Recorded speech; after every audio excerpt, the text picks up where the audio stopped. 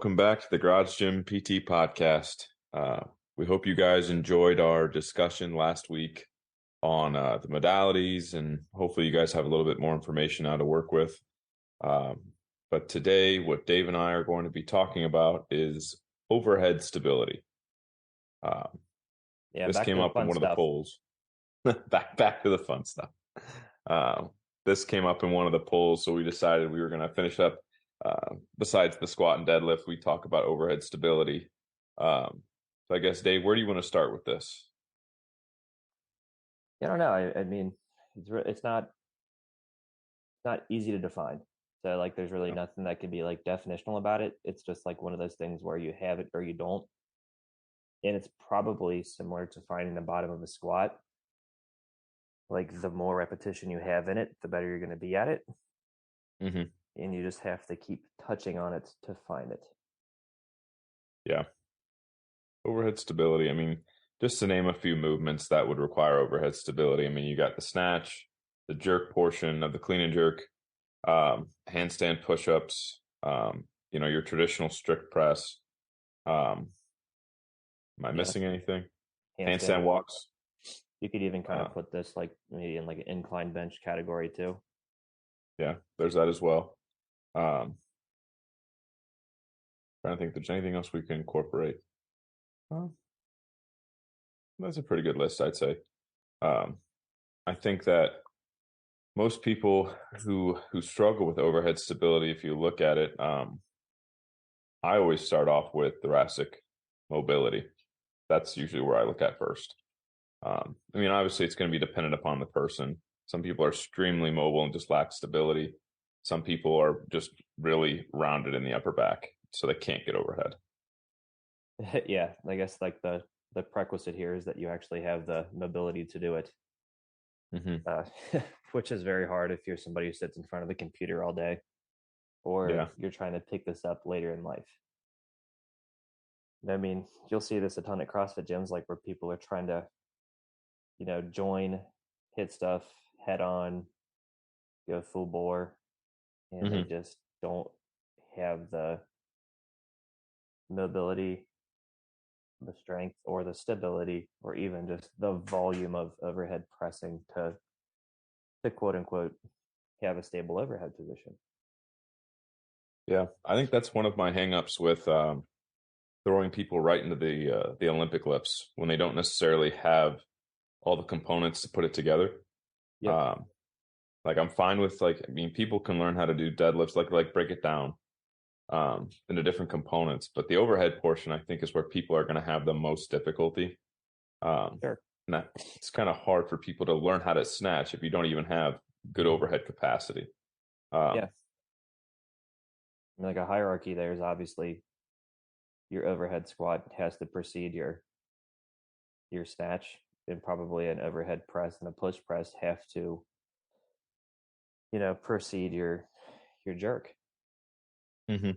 So if you're not finding this position and accumulating reps where you're actually, this is might be controversial, but either directly over your head or slightly behind your head and stacked, you're not anywhere close. Yeah. I mean, you could break this down into two different kinds of people. People lacking mobility, in which case the big things I'm going to look at are going to be one, like we already said, thoracic extension, being able to get overhead. Two, what is it like through their internal rotators to get into the overhead position? So like how tight are their pecs? How tight are their lats? Um, can they achieve like an upwardly rotated scapular position with just simply reaching to begin with before I even load them? Um, if they can't necessarily get into that overhead position, you're going to be working on a lot of mobility. Um, and then there's the opposite side paradigm where they're so mobile, but they have like Uncle Ben reference. You have so much mobility and no strength. So with great mobility comes the need for great strength. And so like rotator cuff strength, being able to maintain the overhead positioning of the upward rotated scap, um, that kind of stability, scapular and glenohumeral. Yeah, and I don't think that they're mutually exclusive either. So a lot of those Abs- type people have piss poor external rotation strength and piss poor scapular strength too. because they're kind of at a position that's disadvantageous for stacking. Mm-hmm. So they have very poor levers to do that. I agree. And I think like what you'll see people start to do is they'll default towards, instead of it being like an upwardly rotated scap, they default into that elevated position, and it just pushes everything forward in To order to me, create stability. yeah, this is your. So when you are looking at this person from either in front or behind, this is the tendency to shrug when you're Bingo. overhead. Mm-hmm. So flat out, like if you are shrugging, you are creating a false sense of stability and not actually utilizing the muscle mass in your scaps and lower back that you need to. Bingo. And that's where I think cueing with this needs to be done.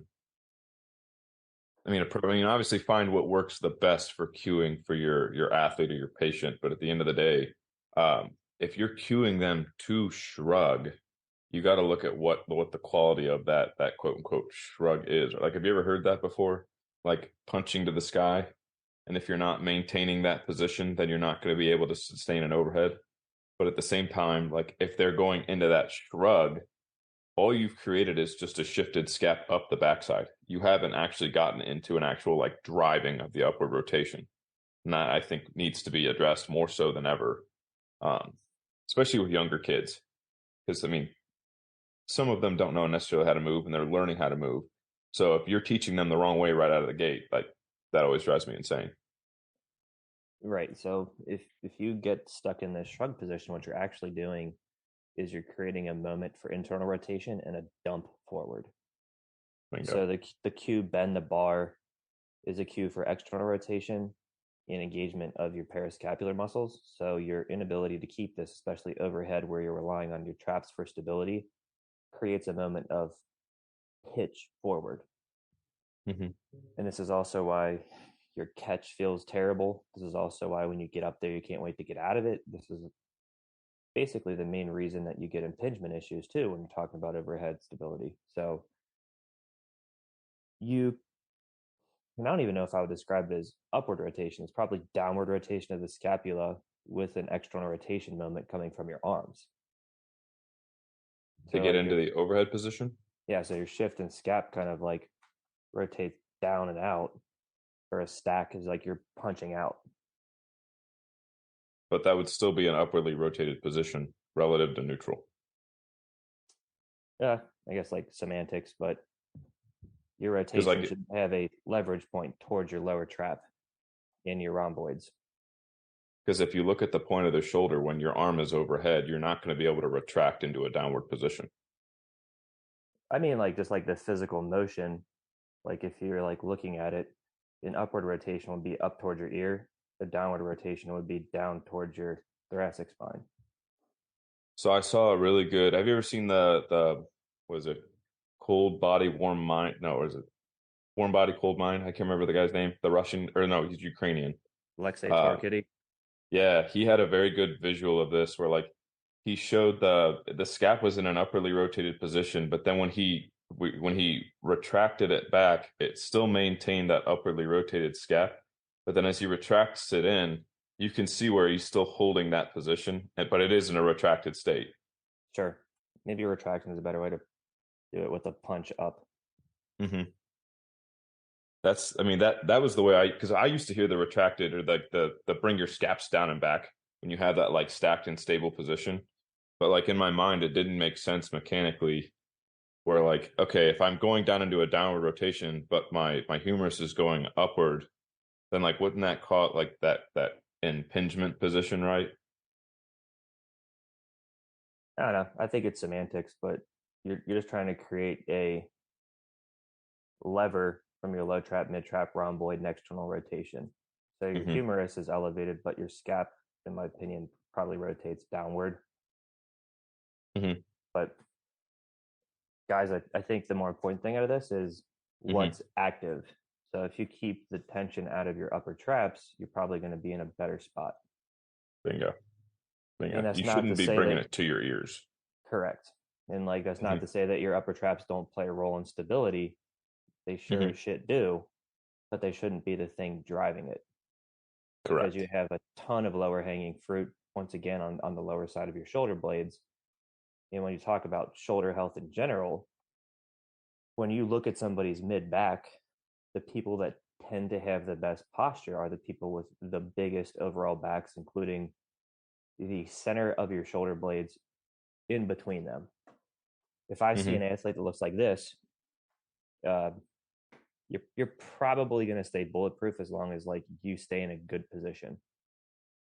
Hmm. That doesn't mean that you can't fatigue and then get pinchy, but you have a much better advantage over somebody who's got these Elevated to the ears. right or these hollowed out winging shoulder blades or lacks Hmm. thickness in their thoracic spine. Hmm. Like you can probably even walk into a weightlifting meet or like a powerlifting meet, literally pull everybody in there, look at their back, and say who's going to have the best press. Yeah. I mean, these guys at like Westside, they look like they have like turtle shells on their back. It's so thick. Yeah. Yeah. That's what most of them do. They're nuts. And Um, they figured this out like forever ago. mhm. So I think that that kind of leads into I guess our next point here would be like, what would be areas to target to improve overhead stability for people? Sure. So I guess let's start with like the mobility type person first. Um, so like obviously working thoracic extension, some things that I've done in the past would just be like one, foam rolling, just kind of finding that pivot point in that like mid thoracic region and opening up into extension. Um, if they're really stiff, sometimes without the arms, and then as they get better, I'll incorporate the arms.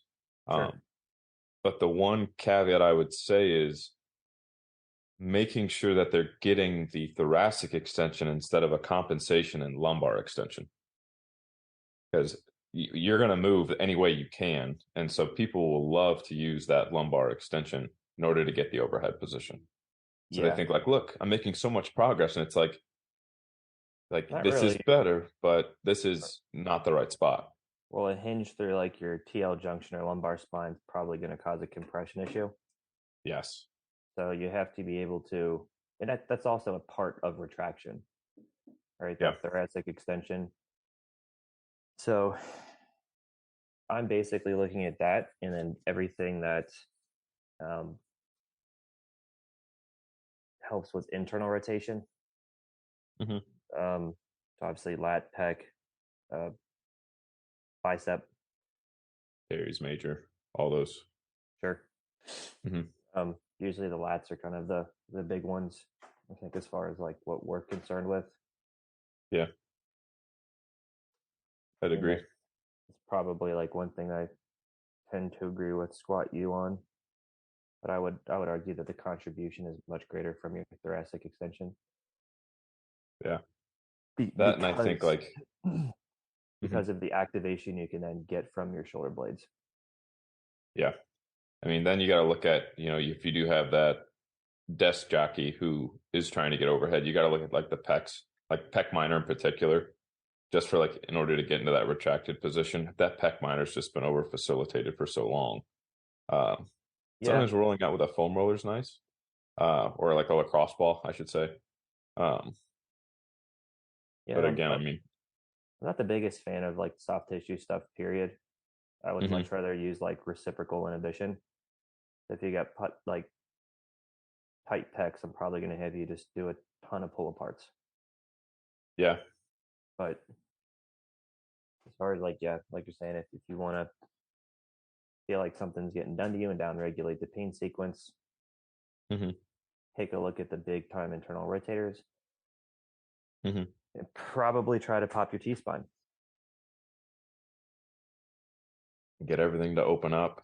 And then after that, like, I mean, right now, if you just sit down and you slouch, try to reach overhead, you won't get there. But as soon as you incorporate a nice tall posture and then you go to reach into the overhead position, you're going to be like, oh my gosh, it opens up. It's like, ta-da. That's why we try to work on that. Yep. Um, And in a nutshell, this is why you get shoulder impingement. exactly. You just put yourself in those precarious positions and the tissue gets irritated. And then you have more of like the rotator cuff tendon that becomes irritated because of scapular positioning, thoracic positioning.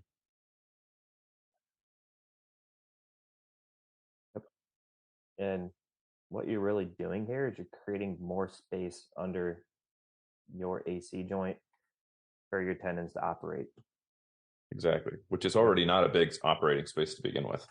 yep. So you're just like maximizing your biomechanics to create an advantageous space to work in. Bingo. Bingo. And then so like you can then switch that paradigm and go into the person who's more mobile.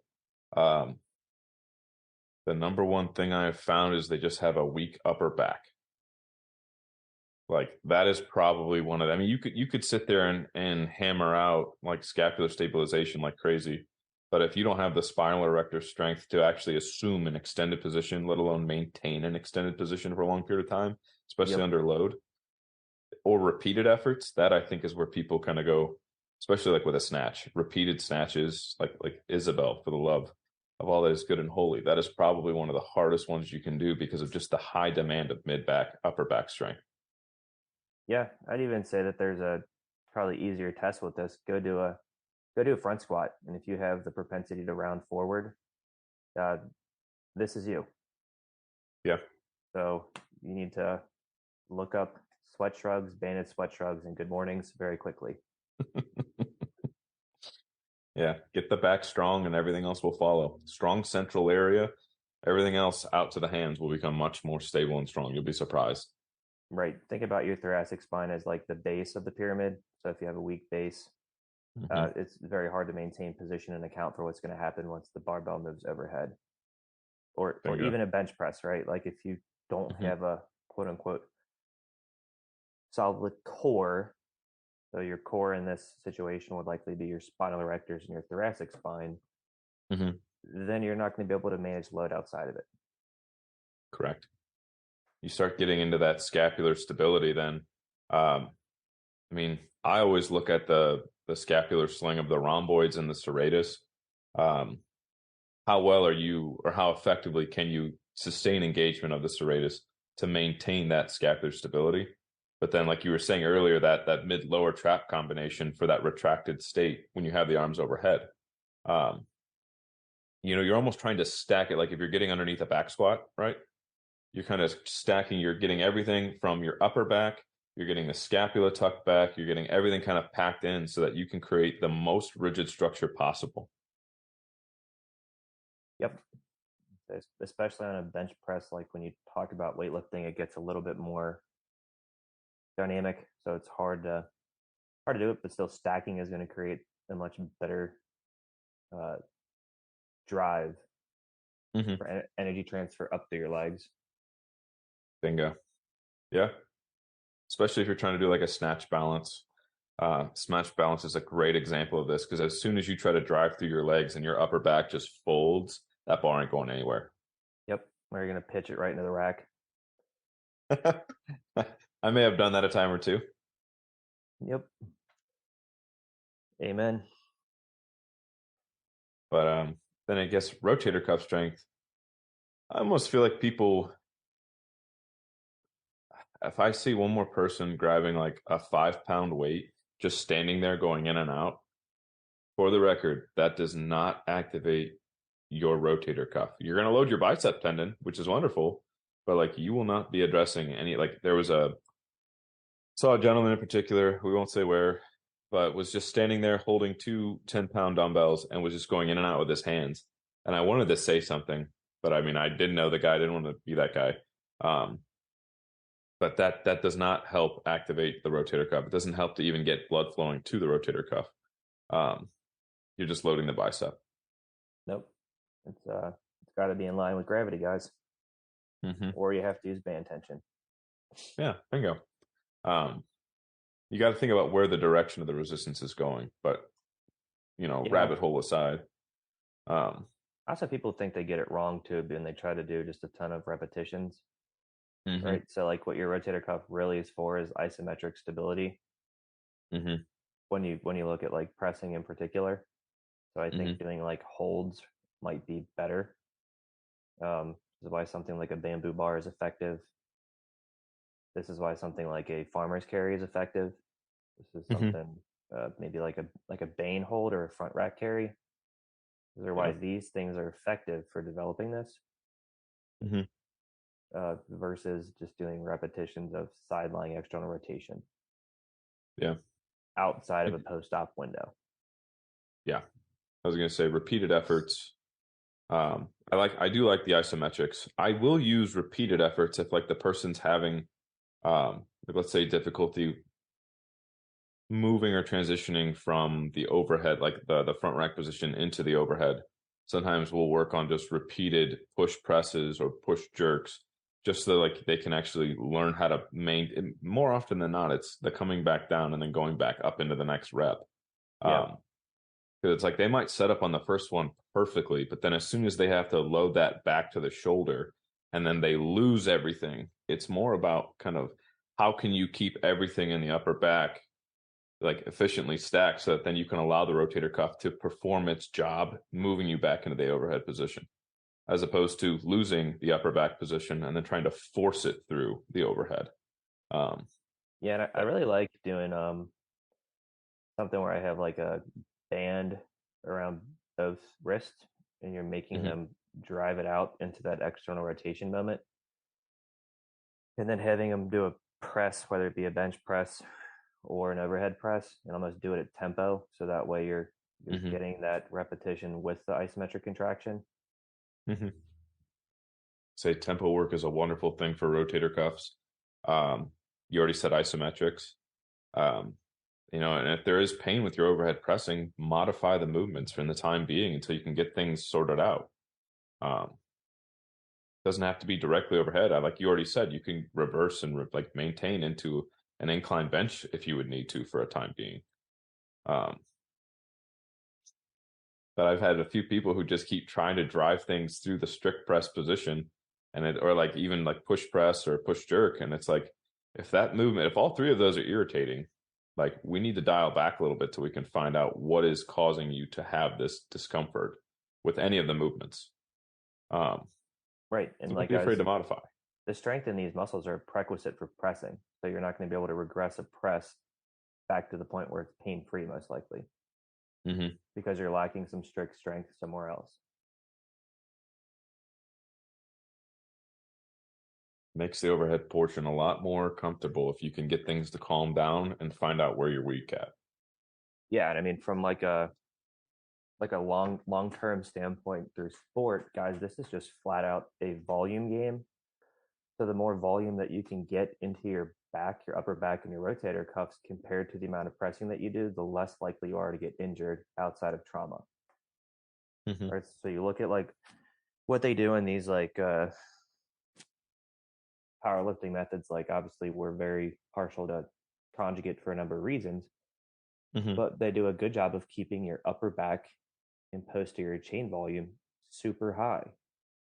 So your spinal erectors always stay stimulated.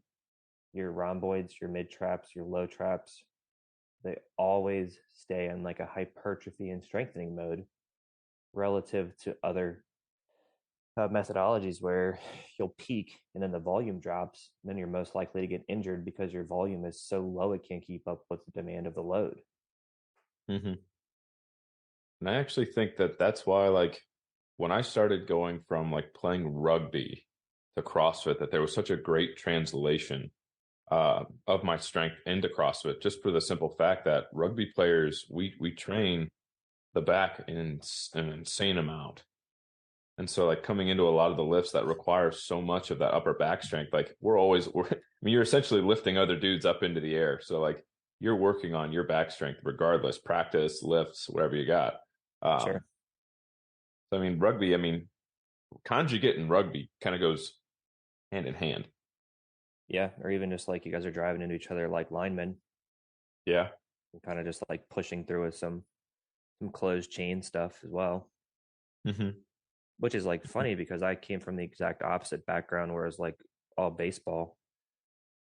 So we got minimal to none of that. And like it was almost like uh, shit on to do overhead pressing and bench press. It was weird. Hmm.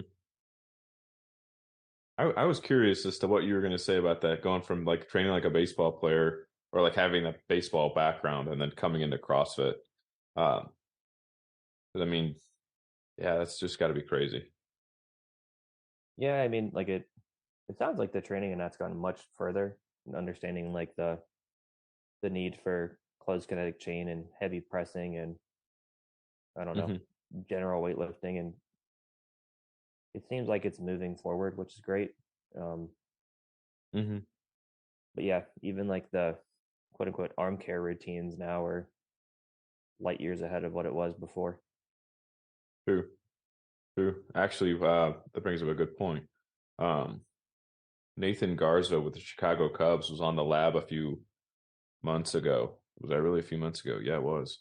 And I almost got him on a soapbox talking about arm care and how he thinks that it can't just always be these light bands and it needs to start being more of like a strength and conditioning program to prepare people for that. And I 100% agreed with him. He's a phenomenal strength conditioning coach with the Cubs. Be better if he was Well, with the Reds, but if you think about it too, like a pitch is technically a max effort lift, yeah. right? Oh Or yeah. force generation. So like, why would a 15-pound J band or whatever yield the result of deceleration from a max effort lift? Thank you. Strength is Bingo. never a weakness, guys. Like, just if you want to talk about muscular conditioning, I see the bands coming like use there, but you still probably got to press heavy load so that way you can just do muscle recruitment, force generation. And I think that's where, like, when you have a lot of CrossFitters who are constantly using the crossover symmetry, thinking that things are just going to Ooh, magically get better. this misses the Uh, mark hard. yeah, like it's not enough. Crossover symmetry is a wonderful, and like those bands are wonderful for warm ups, but they will not be the driving force that is going to create the needed change or stimulus to actually gain strength into particular lifts or positions. Like Yeah, in let's a, let's talk about this. So, if you are in a push-up position, you have force directed through what? The ground, right? Or Mhm, if you have a barbell overhead or you're doing a handstand push-up, the force is directed down through your shoulder blades. mhm. In what way does crossover symmetry meet any of those needs? They provide no joint compression. They really don't do much for isometrics. They're good for blood flow, but they miss the mark Mhm. from a number of different categories. I mean, great for general maintenance, but in my opinion, it could just be junk volume. Yeah, it's like doing cardio essentially. Like you're not going to be creating enough of a physical stimulus in order to generate change. Like load it. I would much rather load somebody in pain-free or like you know, mild amount of pain and create that muscular strength and create this change that they need for stimulus, um, as opposed to using bands all the time. Sure. I mean, like, yeah, the the barbell creates the natural isometric stabilization from your rotator cuff at a Hmm. much higher stimulus than that can ever hope to achieve. Bingo, bingo. Um, Trying to think of another device. So like you've already mentioned the bamboo bar. Um, so like the application of perturbations or um, rhythmic stabilization, right? The constant need for stability and awareness. I mean, I think it's good for showing right from wrong, yeah. right? So it helps you define a place of correctness, Hmm. and then it tries to displace you from it, which is also kind of great for that um, intermediate to lower lifter. Like, I Hmm. mean, if you and I got on there, comparatively, the oscillation would be much less just by nature of having exposure to it. Hmm.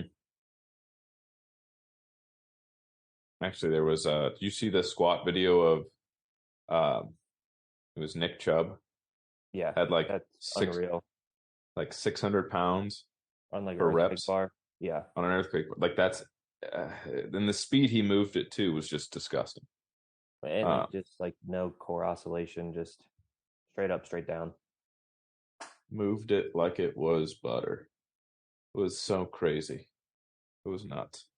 Um, but that is a wonderful tool. I mean, sometimes you see Instagram posts and people putting up where like they have that ball and they're smacking it against the wall, and then they pull it back, and the guy's moving the hands all crazy, Kevin and it's Welks, like, yeah, that I I'll mean, don't get say me it. wrong, yeah, there's a time and a place for things like that, but are you really generating a change that is desirable, or is Well, it just for show? the vectors of it are terrible too. No I just gravity. It's awful. I question it. I would love to hear him talk about it if he would ever want to like discuss as to how he thinks it's creating change, especially with high level athletes like that.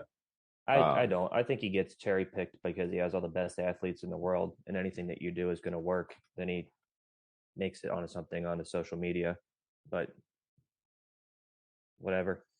yeah, there's just I just feel like sometimes we definitely miss the mark with loading athletes, and then what looks like is popular gets put out into the mainstream for like clinical decision making, and it's like, Nope. man, it gives me a headache sometimes. Speaking of which, I think like with the final couple of minutes, uh, Mhm. we need to talk about the importance of the triceps in this. Yes, um, how could we forget the triceps? so when you are pressing, you, you should not feel your shoulders or your chest first. Okay. So if you are not loading your triceps as like the primary shock absorber or mover, this inherently is already a risk for your shoulder and chest complex. Hmm. As like the thing that really drives that like elbow extension and movement uh, in a stretched position is probably your triceps. Hmm. As like a famously, we've learned through the years from Louis and other coaches, if you get a stronger tricep, your bench press is going to go up. If you get a Hmm. stronger tricep, you'll do more overhead pressing motions or Hmm. push-ups or handstand push-ups or strict handstand push-ups. But your ability to lock that elbow will also create a much more stable platform for things to move on.